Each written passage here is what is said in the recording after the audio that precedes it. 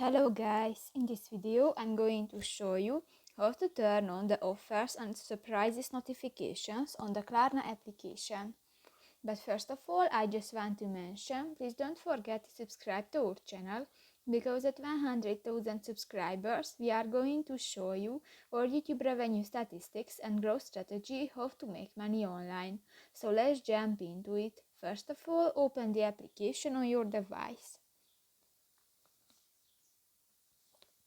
Tap to the profile button next to the budget option at the bottom of the page, and you go to the settings icon at the upper right corner.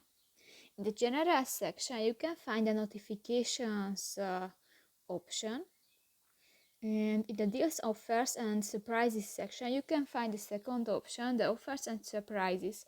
And if you want to turn on, just click to the next gray circle and new is enabled.